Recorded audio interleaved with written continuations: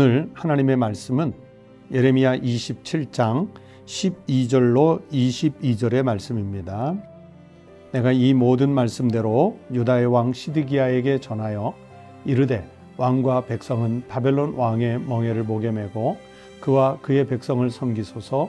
그리하면 사실이라. 어찌하여 당신과 당신의 백성이 여호와께서 바벨론의 왕을 섬기지 아니하는 나라에 대하여 하신 말씀과 같이 칼과 기근과 전염병에 죽으려 하나이까. 그러므로 당신들은 바벨론의 왕을 섬기게 되지 아니하리라 하는 선지자의 말을 듣지 마소서. 그들은 거짓을 예언함이니이다. 이는 여호와의 말씀이니라.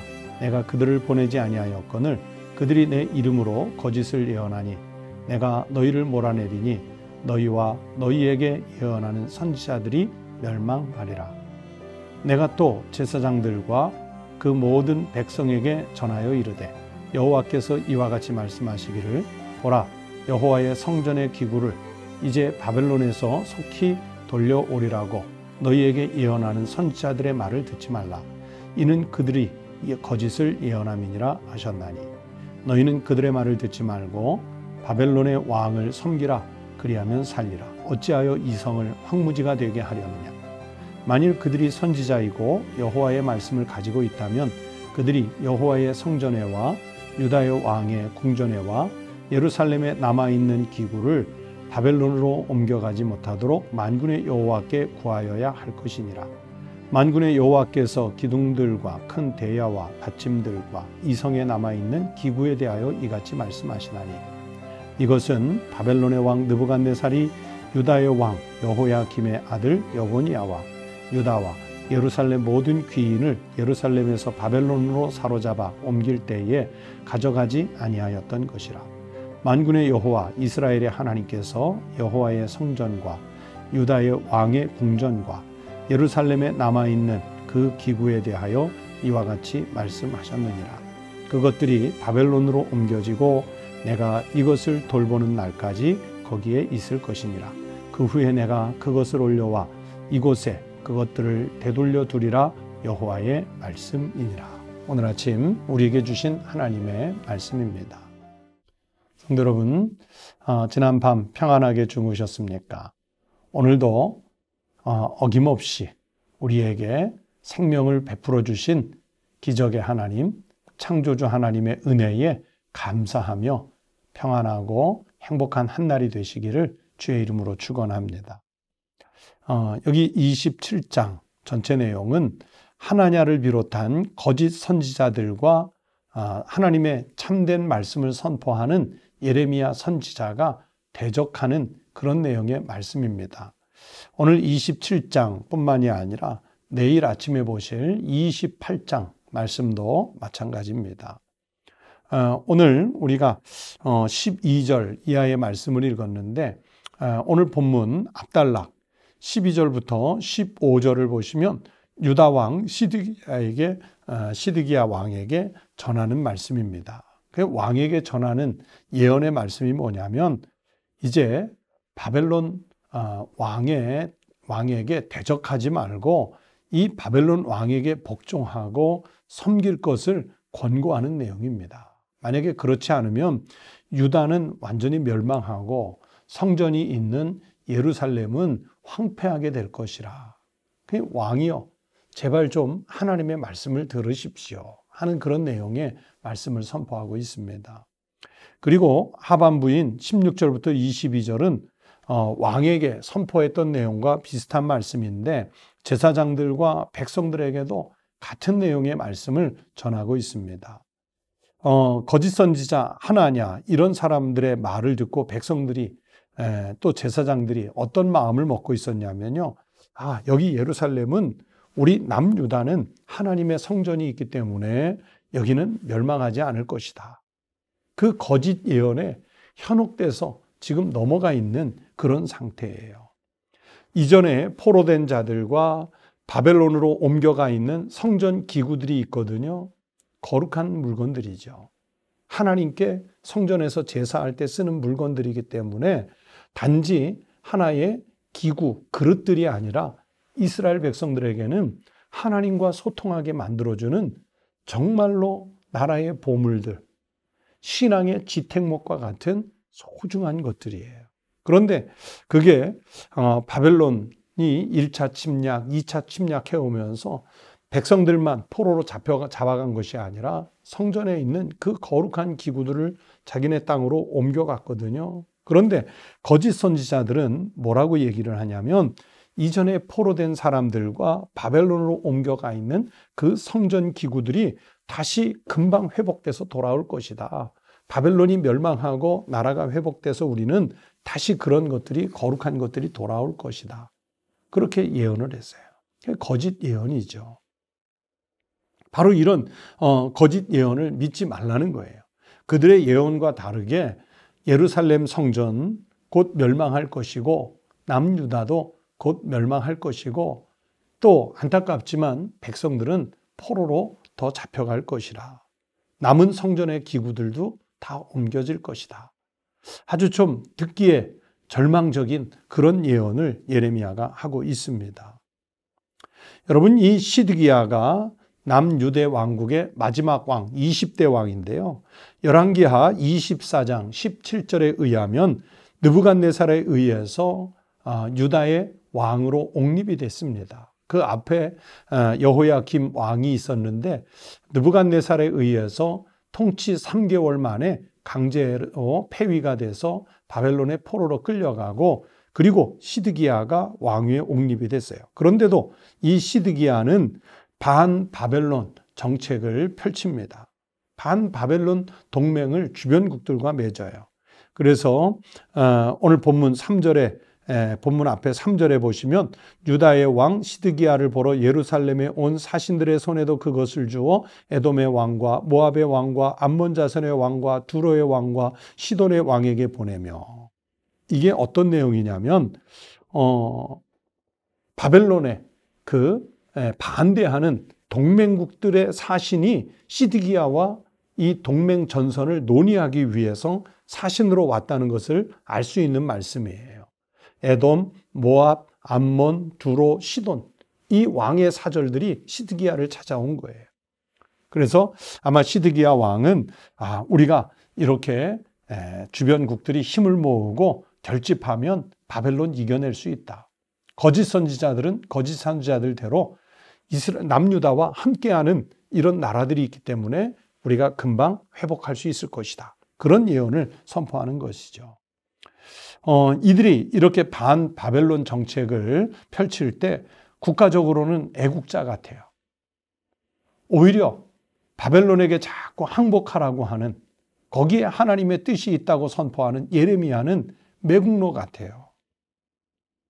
그런데 이 반바벨론 정책을 펼치는 시드기야와 또 친애국파인 국내 대신들, 이런 사람들은 지금 나라가 망하는 길로 이끌어가고 있는 것입니다. 어쩌면 예레미야 선지서 중에서 제일 유명한 말씀이 예레미야 33장 3절 말씀일 거예요. 우리 성도들도 많이 암송하고 있는 말씀이지 않습니까? 너는 내게 부르짖으라. 내가 알지 못하는 크고 은밀한 일을 내게 보이리라 하는 말씀이지요.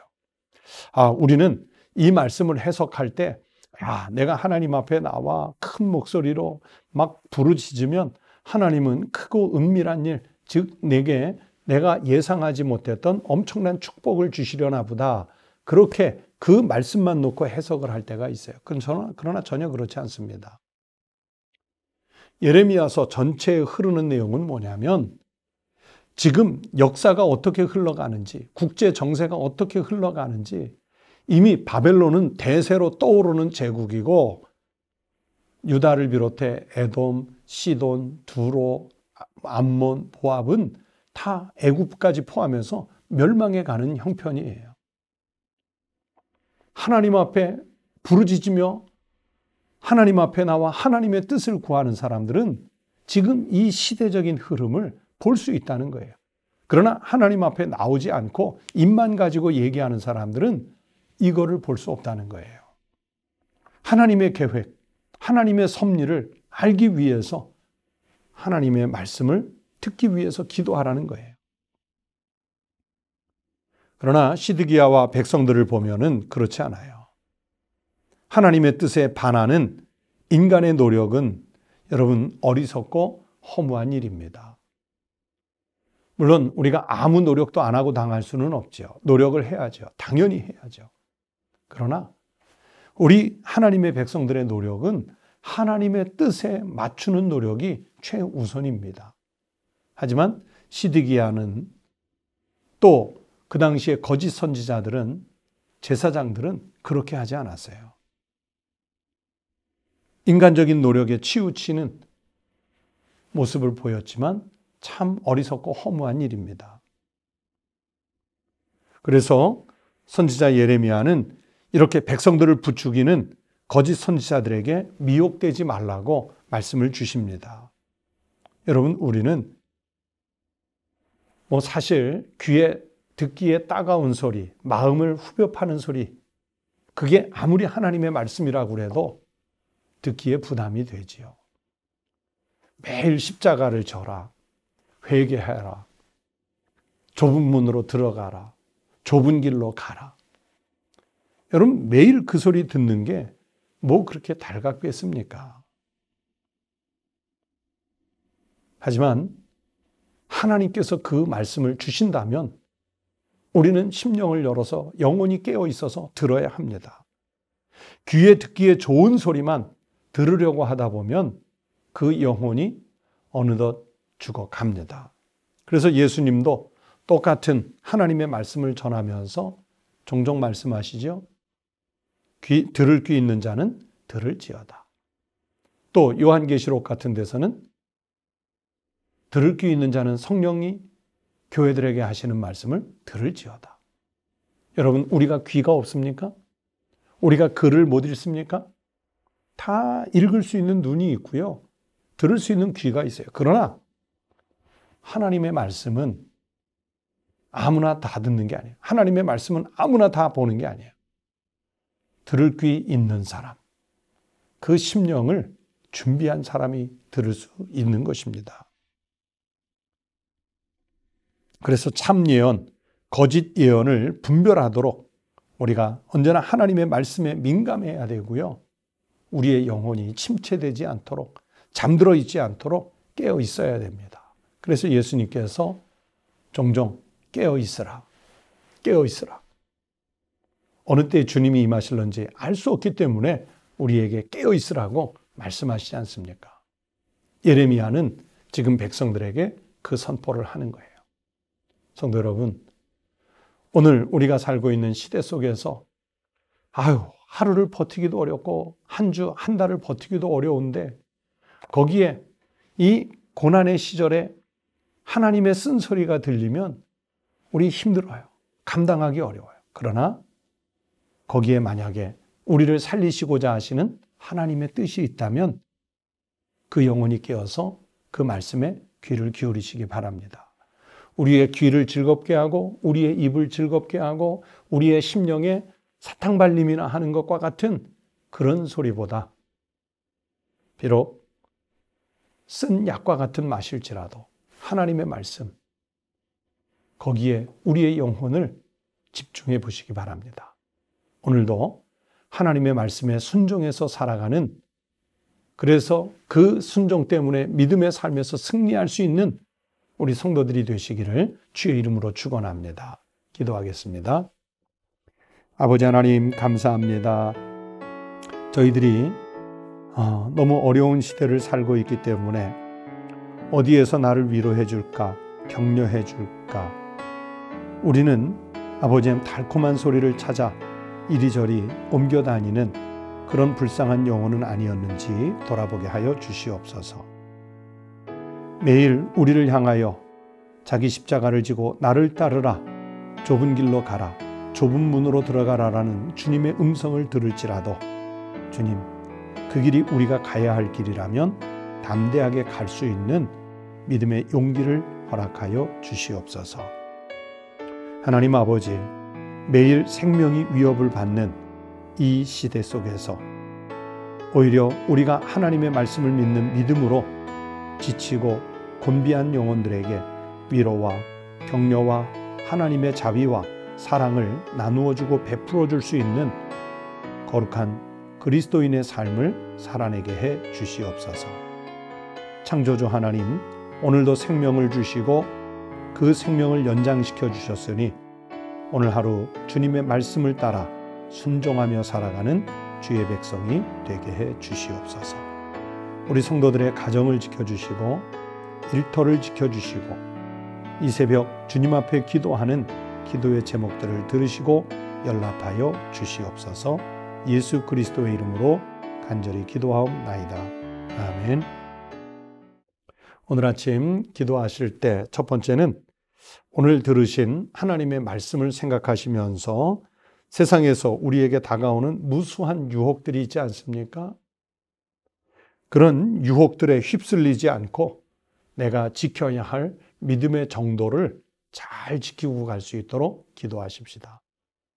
또 두 번째는 주님의 돌보심과 인도하심 속에서 살아가는 우리 성도들의 가정이 될 수 있도록, 믿음의 가정이 될 수 있도록 가정을 위해서 기도하십시다. 세 번째는 나라의 경제가 또 우리나라뿐만이 아니라 세계 경제가 그런데 그러나 이 와중에도 우리나라의 경제가 위축되지 않고 빨리 회복돼서 국민들의 생활이 좀 풍요로워질 수 있도록 위해서 기도해 주시기 바랍니다. 다 함께 기도하겠습니다.